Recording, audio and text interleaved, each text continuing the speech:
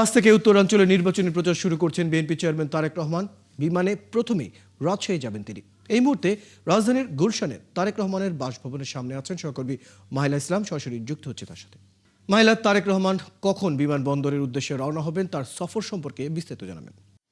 রায়েল, আপনাকে ধন্যবাদ। যেমনটি বলছিলেন, আজ বিএনপি চেয়ারম্যান তারেক রহমান নির্বাচনী প্রচারণার উদ্দেশ্যে উত্তরবঙ্গ সফর করবেন। 3 দিনের এই সফরে তিনি বের হবেন। আজ রাজশাহী দিয়ে তিনি তার সফরটি শুরু করছেন। আমরা যতদূর জানতে পেরেছি, বেলা 12টা 25 নাগাদ বাংলাদেশ এয়ারলাইন্সের একটি ফ্লাইটে তিনি এই উত্তরবঙ্গ সফরে রাজশাহীর উদ্দেশ্যে রওনা করবেন এবং যেহেতু ফ্লাইটে গেলে 50 মিনিটের মতো সময় লাগে, সব ঠিক থাকলে বিএনপি চেয়ারম্যান তারেক রহমান 1:30টা নাগাদ তিনি রাজশাহীতে পৌঁছাবেন এবং সেখানে তিনি শাহ মখদুম রাদিয়াল্লাহু তাআলার মাজার জিয়ারত করবেন। এরপর 2টাই শিডিউল থাকলেও হয়তো কিছুটা বিলম্বিত হয়ে 3টা নাগাদ তিনি সেই রাজশাহীর ঐতিহাসিক যে মাদ্রাসা মাঠ, সেখানে তিনি তার প্রথম নির্বাচনী যে বক্তব্য সেটি তিনি শুরু করবেন। এরপর তিনি আরও 3টি জায়গাতে তার এই বক্তব্য রাখবেন, নির্বাচনী প্রচারণা করবেন। সেখানে তিনি নওগাঁ, কাজীর মোড় এবং বগুড়ার আলতাফ খেলার মাঠে তিনি আজ পৃথক পৃথক 3টি জায়গাতে জনসভা করবেন। প্রথম দিনের কর্মসূচি শেষে তিনি বগুড়ার হোটেলে নাজ গার্ডেনে রাত্রি যাপন করবেন।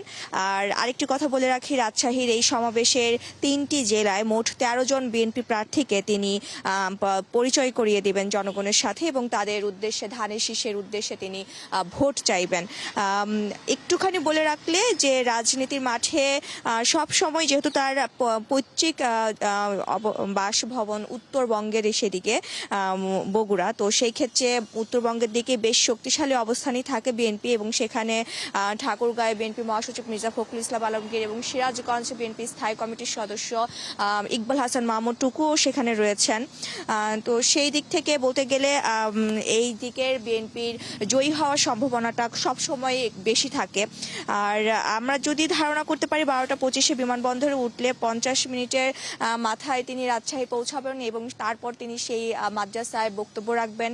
এরপরে তিনি দফায় দফায় সবগুলো জেলাতেই তিনি তার বক্তব্য রাখবেন তার শিডিউল অনুযায়ী। আর এই সফরকে কেন্দ্র করে বিএনপির চেয়ারম্যান তারেক রহমানের সফর সঙ্গী যারা হবেন, যদিও নাম কখনো বলা হয় না, তবে আমরা বিএনপি পরিবারের আহ্বায়ক আতিকুল ইসলাম রুমন এবং বিএনপি মিডিয়া সেলের সদস্য শাহরুল কবির খান সহ বেশ 10-12 জনের একটি টিম যারা বিএনপি চেয়ারম্যান তারেক রহমানের সাথে সার্বক্ষণিক থাকেন এবং এই পর্যন্ত যে 3টি বিভাগীয় জেলাগুলোতে তিনি জনসংযোগ করেছেন, সবগুলোতেই তারাই ছিলেন। এবারও সেই একই টিম সদস্যরাই বিএনপি চেয়ারম্যান তারেক রহমানের সফর সঙ্গী হবেন।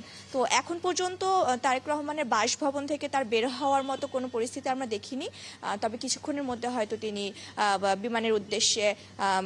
বিমানবন্দরের উদ্দেশ্যে বাসা থেকে বের হবেন। মাহিলা ইসলাম, আপনি খবর রাখতে থাকুন। দর্শক, আমাদের সাথে আমাদের সহকর্মী মাহিলা ইসলাম যুক্ত ছিলেন, জানাচ্ছিলেন গুলশানে তারেক রহমানের বাসভবনের সামনে থেকে তিনি কখন রাজশাহীর উদ্দেশ্যে রওনা দিবেন, কারণ আজ থেকে উত্তরাঞ্চলের নির্বাচনী প্রচার শুরু করছেন বিএনপি চেয়ারম্যান তারেক রহমান।